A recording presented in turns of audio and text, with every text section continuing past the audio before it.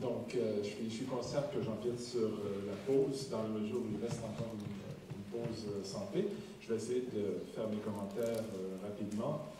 Je n'ai pu bénéficier de la présentation de mon collègue à temps pour vraiment faire des commentaires, donc ce sont plutôt des complémentaires que des commentaires. Il y a beaucoup de choses intéressantes dans la présentation, mais je me doutais que mon collègue, le professeur Poulet, allait parler des aspects plutôt théoriques et de la question propriété et liberté. Donc j'ai choisi d'aller chercher peut-être deux autres dimensions des tensions ou des conflits transatlantiques pour illustrer justement l'équilibre entre les diverses idées qui se retrouvent des deux côtés de l'Atlantique. Donc on va parler des fondements, mais aussi des questions de politique législative et de pérennité, et également du cadre institutionnel et de l'application. Et le tout en quelques minutes, j'espère. Donc, sur la question des fondements, dont nous venons d'entendre parler, c'est ce que nous avons entendu. Aux États-Unis, le régime est axé sur la vie privée et non pas la protection des données personnelles. Et les données sont vues comme un bien du commerce. Donc, c'est un régime de droit privé. Et soumis d'abord et avant tout au contrat, droit des biens, droit de la responsabilité. En Union européenne, le fondement du régime est la protection des données personnelles et non la vie privée. Et les données personnelles sont conçues comme une émanation de la personnalité. C'est quelque chose qui nous vient en Europe du droit allemand et de l'histoire allemande également. Et c'est une émanation directe, c'est un droit fondamental, comme nous l'avons vu, qui est à la Charte et au traité sur le fonctionnement de l'Union européenne. Maintenant, est-ce que l'opposition est si claire? Je voulais compter comme anecdote rapidement. Lorsque la jurisprudence sur le droit à l'oubli est sortie, donc avec l'affaire Google Spain, en bon comparatiste, je m'étais dit, ce qui va se passer, c'est qu'il va y avoir des opinions minoritaires, majoritaires de chaque côté de l'Atlantique, avec des proportions inversées probablement. Et j'ai constaté que la vaste majorité des commentateurs en Europe trouvent que la Cour de justice avait raison de reconnaître le droit à l'oubli. Et j'étais surpris à l'époque où j'étais aux États-Unis.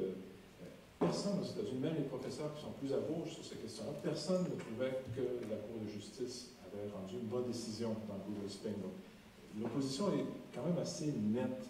Mais il y a des éléments qui permettent de voir que c'est quand même pas si net que ça. Il y a la présence du consentement qui est au cœur de l'édifice européen, qui est quand même, comme nous l'avons dit, la porte ouverte vers une perspective de droit privé. Et ne l'oublions pas, aux États-Unis, il y a aussi un élément de droit fondamentaux, qui est la protection face à la puissance publique, où la vie privée est considérée comme une conséquence directe de la Constitution américaine, du moins jusqu'à la prochaine fois que la Cour suprême se penchera là-dessus. Donc, je laisse de côté les aspects fondements, en disant déjà que ce n'est pas si clair que l'opposition est toujours aussi marquée, pour passer aux questions de politique législative et de pérennité, où on retrouve cette fois-ci l'exposé suivant. Donc, du côté des États-Unis, qu'est-ce que nous retrouvons?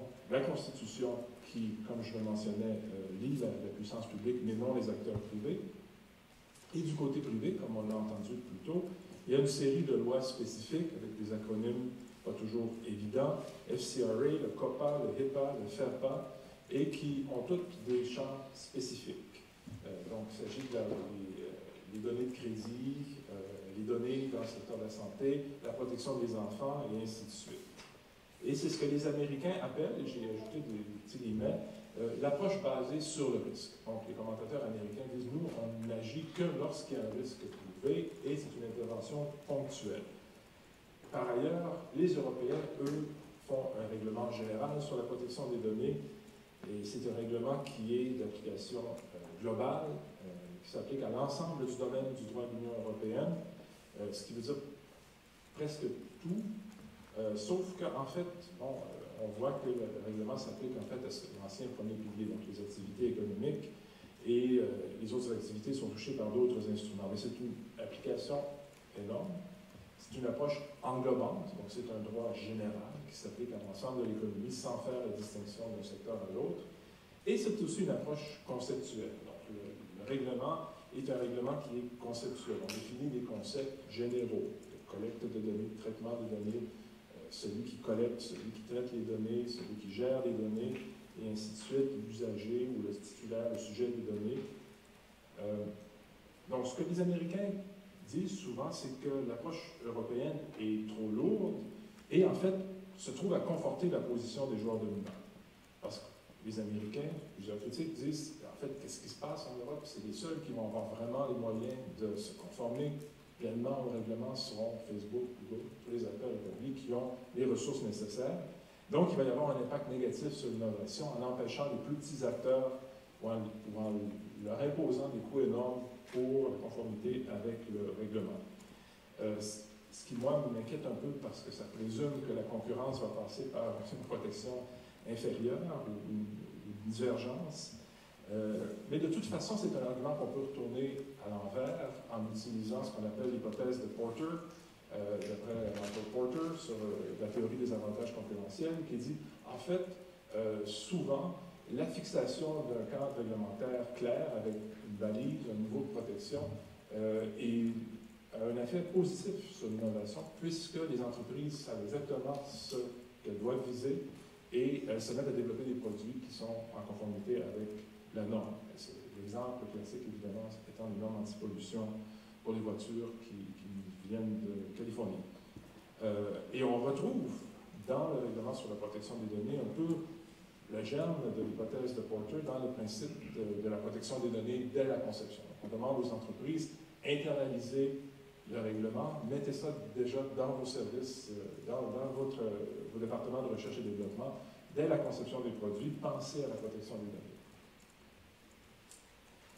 Ce que j'aime bien dans le règlement général, en fait, je suis désolé de l'acronyme anglais est resté ici, c'est au niveau de la politique législative, d'un point de vue d'innovation, en fait, c'est un cadre qui correspond, d'après moi, à tout ce qu'on désire d'un cadre législatif, c'est-à-dire qu'on utilise des formulations générales, on utilise des concepts fonctionnels ou des concepts économiques et une autorité de régulation indépendante. Donc, c'est un système qui est conçu au départ pour être durable, pour pouvoir s'adapter à une grande variété de situations technologiques qui pourraient être soit dans le monde en ligne, avec usage filaire, non filaire, des appareils mobiles, non mobiles, la collecte d'informations dans le domaine de la santé, et ainsi de suite. Donc, le cadre législatif est général. C'est une bonne chose. Cependant, la réalité est un peu autre. Le texte est très lourd. Je n'ai pas pu résister à la tentation de vous donner un morceau aussi de limpidité éclatante au niveau législatif, l'article 25, que je ne lirai pas, mais que vous pouvez regarder rapidement. Et il s'agit du fameux principe, justement, que je mentionnais, de protection des données dès la conception. Le titre est beaucoup plus clair que le principe, mais comme nous avons entendu, les titres ne sont pas contraignants. Donc, le grand problème du cadre, du règlement, c'est que c'est le produit d'un effort de lobbying monstrueux, un des plus grands qu'il y a jamais eu à Bruxelles. Et le texte est en fait assez difficile c'est assez difficile de s'y retrouver. Il y a beaucoup d'exceptions. Qui plus est, c'est un texte qui, d'une certaine manière, pourrait déjà être démodé. Mon collègue le faisait ressortir. Moi, j'ai toujours pensé que le règlement de protection des données et la directive qui le précédait étaient conçus dans un modèle d'affaires où la collecte et le traitement de données sont des activités accessoires de l'entreprise. Je pense toujours à la Redoute ou à Quelle ou à des entreprises qui ont une banque de données énorme sur leurs clients, mais pour les fins d'une autre activité commerciale qui est la vente de produits. Et même si le règlement est conceptuel, on voit quand même que c'est des concepts qui sont développés avec une perception de traitement de données comme activité accessoire de l'entreprise. Et c'est moins évident d'appliquer le règlement à des entreprises pour qui le traitement de données est l'activité principale, voire l'activité unique. On parle évidemment de Google et Facebook et autres consorts. Donc c'est possible que, malgré la qualité du texte et ce que j'aime bien, le fait qu'on a cherché à avoir un texte durable, le texte pourrait être déjà démodé parce qu'il repose sur un modèle d'affaires qui ne correspond pas au modèle actuel. Mais il y a quand même une autre vertu du côté de la pérennité, c'est que le règlement de protection des données est un bon produit d'exportation. Pour autant qu'on ne lise pas le texte de trop près et qu'on s'en situe au niveau conceptuel, Ici, l'Union européenne a réussi ce qu'elle a fait aussi dans mon domaine de prédilection, le droit de la concurrence. C'est un système qui se vend bien. C'est possible de l'expliquer à l'extérieur de l'Union européenne, encore une fois, sans trop aller dans le texte, au niveau conceptuel, et c'est attirant comme projet législatif. On a vu que la Californie suit un peu les traces de l'Europe. Et ici aussi, par rapport au droit américain, le règlement européen se vend, d'après moi, beaucoup plus facilement. Si c'est un bon achat, c'est une autre question, mais ça risque d'être peut-être le principal aspect de pérennité, au-delà du fait que la qualité ou, disons, l'aspiration du texte et de résister, disons, au changement technologique, ça pourrait être un texte dont le principal élément de pérennité va être le fait qu'il va être adopté par d'autres juridictions.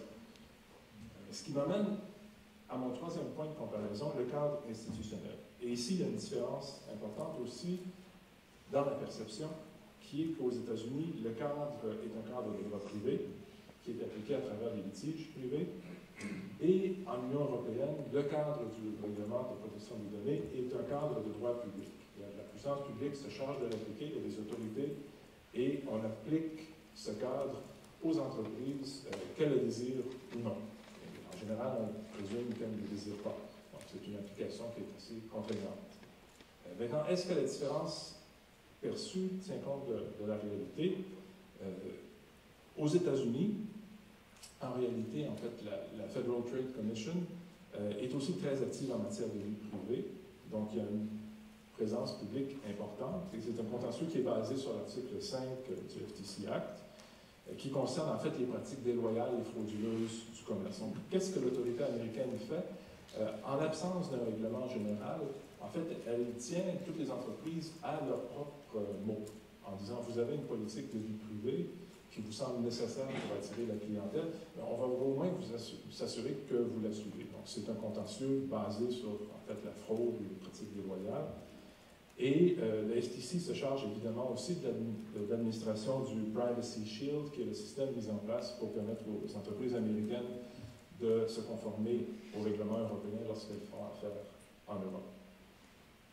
Maintenant, du côté européen, on a dans le règlement de protection des données un perfectionnement du cadre de droit public. Moi, je connais plusieurs domaines connexes et on voyait que les gens ont appris. Donc, on a l'idée du contrôle par l'autorité de l'État d'établissement, qui permet plus facilement de faire circuler les données à travers l'Union européenne, qui est un emprunt assez direct du droit des médias et du droit du commerce électronique. Il y a un mécanisme de coordination européen entre les autorités, un comité européen de protection des données, qui est un emprunt, à mon avis, assez direct du droit des communications électroniques ou du droit de la concurrence. Et la possibilité d'avoir des amendes significatives, 20 millions d'euros ou 4% du chiffre d'affaires, qui, elle, nous vient directement du droit de la concurrence. Donc, clairement, les gens ici ont fait leur devoir et on a vraiment la fine pointe du régime de droit public en droit européen. Mais est-ce que cela suffira jamais? Comme nous avons déjà vu avec les présentations de mes collègues, le principal problème du droit européen, c'est le gouffre monstrueux entre les aspirations du règlement et la réalité sur le terrain en Europe. Et malgré la qualité du cadre de droit public, à mon avis, et j'ai soutenu ça dans un rapport de recherche il y a quelques années, l'Union européenne ne tire pas assez profit des forces des acteurs privés et du marché. C'est une chose de dire que l'inspiration matérielle du cadre, c'est les droits fondamentaux, mais ça ne veut pas dire que la mise en application doit suivre le modèle de droit public uniquement. Aux États-Unis, on combine le droit public et le droit privé. Pourquoi ne pas utiliser plus les moyens de droit privé en Europe? Ce que nous voyons au règlement, c'est le début, l'ébauche d'une perspective de co-régulation. Comme nous l'avons entendu, on encourage les acteurs du secteur privé à prendre leurs responsabilités. On retrouve des systèmes de code de conduite, des systèmes de certification, ainsi de suite. Mais on pourrait aller plus loin. Et pour moi, c'est un peu l'occasion manquée du règlement. Le règlement pourrait aussi servir de point de repère à l'action privée, comme je le mentionnais, dans le modèle Rapporter. Et il y a deux choses qui manquent. D'abord, on pourrait faire plus usage des mécanismes de responsabilité civile. Ce serait agréable ou utile, disons, que en plus des autorités publiques qui sont débordées, qui ne peuvent absolument pas contrôler tout ce qui se passe, qu'il y a aussi des acteurs privés qui financent aux trousses des entreprises qui ne respectent pas le règlement. Et là-dessus, le règlement est très généreux. C'est un régime de responsabilité pour faute présumée qui, à mon avis, s'aligne parfaitement avec la tradition de, disons, d'irresponsabilité du secteur des technologies d'information.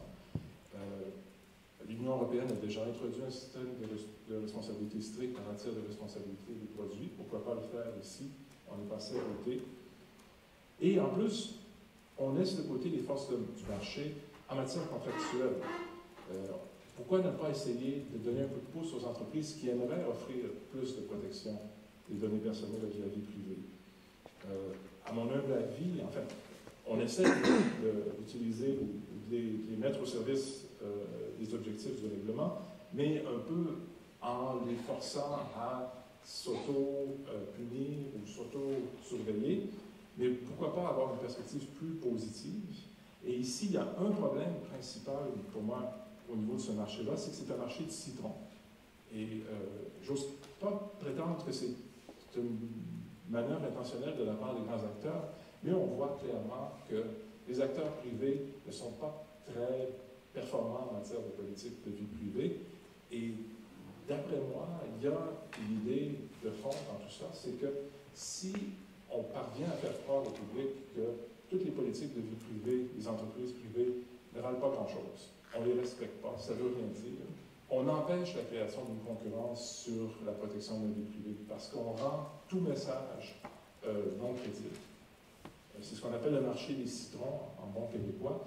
Si vous faites face à une série de vendeurs d'auto usagés sans plus, vous allez présumer que ce sont tous des bandits et vous allez acheter la voiture à un prix qui présume que c'est un bandit qui vous la vend.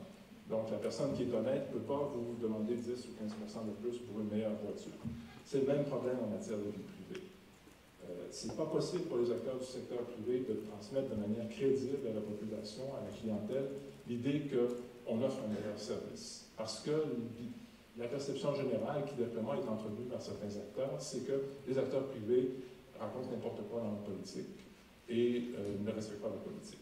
Donc ici, il y aurait un rôle important pour l'autorité publique qui serait de dire, si vous, acteurs privés, voulez offrir plus à votre clientèle, on va vous prendre au mot, mais on va vous donner aussi les moyens d'avoir une offre crédible. Donc, un système de certification, un système d'encouragement en disant, voyez, ces acteurs-ci, c'est une protection 5 étoiles.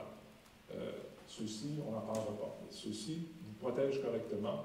Ça vaut la peine d'aller chez eux avec vos données. On aurait pu l'utiliser, mais encore une fois, c'est sous-développé dans le règlement. Donc, rapidement, j'espère avoir pu vous montrer que ce n'est pas toujours une opposition si claire que ça. De chaque côté de l'Atlantique, les modèles ont leurs forces et leurs faiblesses, et il y a place à apprendre les uns des autres. Et peut-être que le Canada deviendra un peu l'espace de synthèse, puisque nous devons plus ou moins suivre le droit européen pour pouvoir garder nos relations avec l'Union européenne, tout en se situant en Amérique du Nord et en étant fortement influencé par les développements du côté américain. Donc peut-être que c'est nous qui trouverons la réponse. Merci.